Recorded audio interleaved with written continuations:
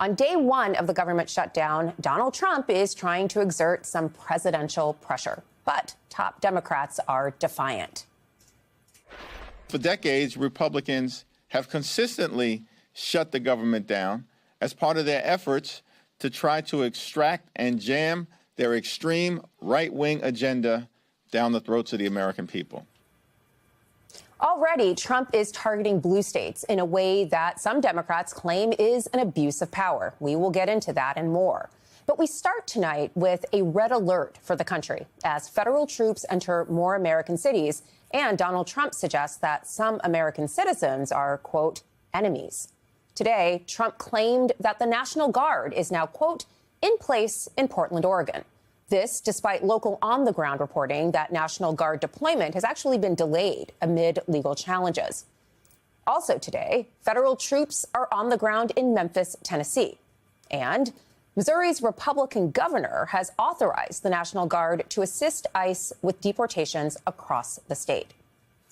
All of this comes, of course, just months after Donald Trump deployed troops to Los Angeles and Washington, D.C. And it comes just one day after Trump tried to justify domestic military action, telling Pentagon leaders to, quote, handle the, quote, enemy from within. Take a listen.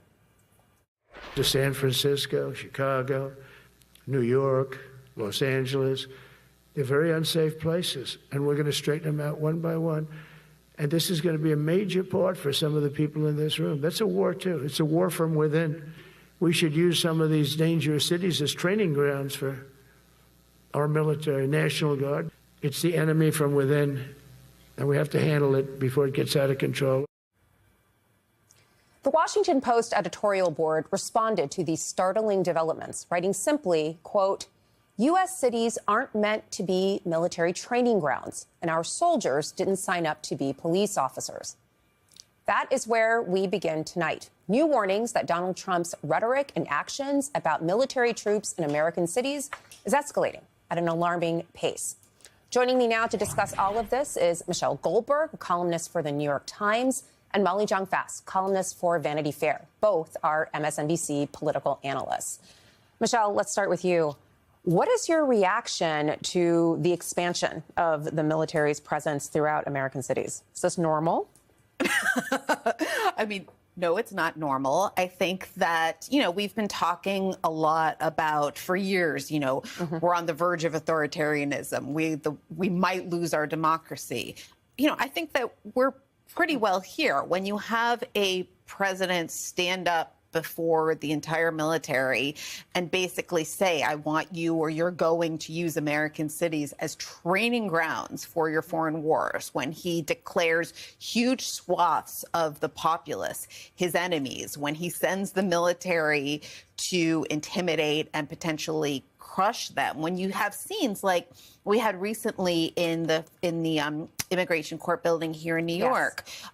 You've seen a woman, a mother, thrown to the ground. The agent who did that was briefly fired because there was someone, I guess, in the bureaucracy who thought that was unacceptable and thought wrongly. Yes. And so the message is even worse because it's actually saying, no, somebody will come to your aid. There was a journalist who was taken out on a stretcher the other day. So it's getting worse and worse and worse. And we're not capable, I think, as a society of reacting appropriately because, partly because the mechanisms of accountability have shut off. Partly, I think the leaders of the Democratic Party have decided that it has to be healthcare, and that people don't really, that these kind of broader ideas about authoritarianism and democracy don't move the needle.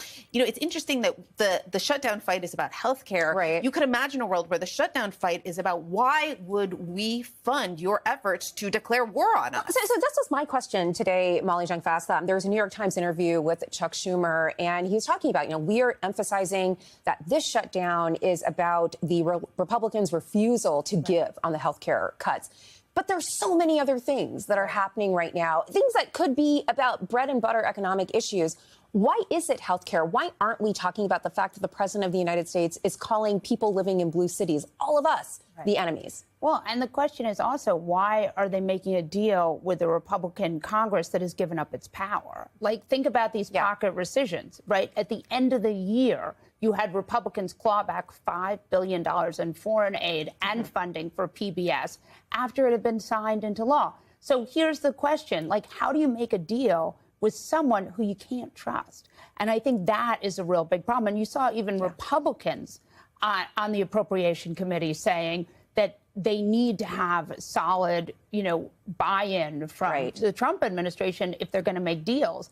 And so I think Democrats are, this has been very tough for them to sort of, they think that healthcare polls better than ICE, than this paramilitary police force that has billions of dollars in our cities.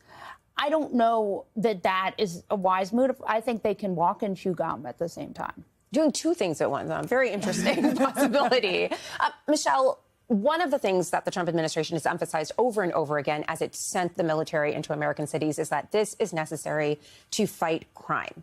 And Democrats, I think, have responded in large part by pointing to statistics that show that, in fact, there isn't a crime problem.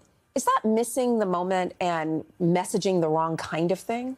Well, I don't know that pointing to statistics is going to convince anybody, especially because the people who are actually in these cities are by and large not voting for Republicans. And the people outside them are not going to listen to Democratic statistics. And it feels like it's about making the divide between the urban and the rural even more profound. Right. I mean, my parents are retired and live in Arizona. My dad tells me he has friends out there who are shocked that they come visit me because they think it's some sort of dangerous hellhole there in New York instead of a place where my middle school students can take public transportation.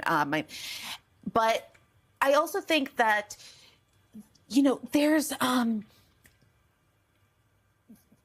there's this message. There's also this is. I think that they get caught up talking about crime when, in a way, that's kind of taking the administration's pretext at face value. Yeah.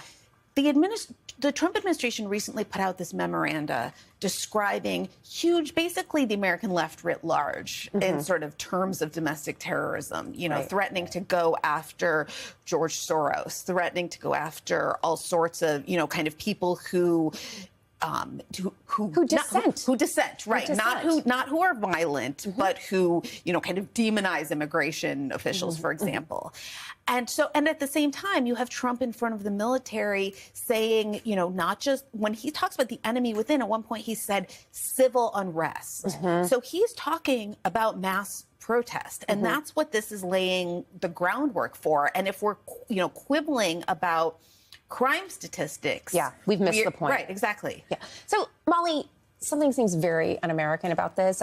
Law professor here was looking at the Constitution today, looking at the Declaration of Independence. One of the things that the Founding Fathers feared most deeply was the prospect of the government and Congress and the president being able to use a standing army against the people. And here we are. How can the party of law and order and the party that talks about the Constitution do this with a straight face? Right. And I think it's important to remember this is not legal. We just saw this, like in California, in Los Angeles, posse comitatus, like it's not legal. So I think that, Governor Pritzker has been really clear on this, and I think in a really effective way. And he says you be peaceful and you document everything. And people need to document everything with their phones in a peaceful way. And you know why? Because there's going to be a moment in this country, and we've seen it again and again and again, because we've gone from backlash to backlash to backlash, where there's going to be a video where people are going to be like, oh, no, this is not who we are. And Donald Trump is very sensitive to images, too. Yeah. So he will see one of those videos and be like, whoa, Stephen Miller. So, I think this is, and I just think it's a very scary moment in American life. But we have to know there are laws, there are rules.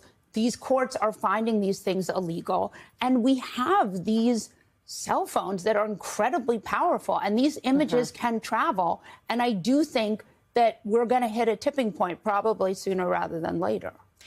Michelle, final question to you. We don't have time to play this tape, but we have some amazing footage of a Portland city councilor who's also a military veteran who amidst the Trump deployment to his city, has said that even these troops have taken an oath to the Constitution, and part of that oath involves an obligation to do the right thing in this moment. Is that a lesson for all of us right now? Like, maybe dissent is the right thing? I think so. I mean, I feel like it's all we have. I'm not necessarily as sanguine as Molly is about the laws and the rules prevailing, but I think you have to behave as if they will, right? Yeah. You sort of can't preemptively decide that we are all at the mercy of these people. Yeah.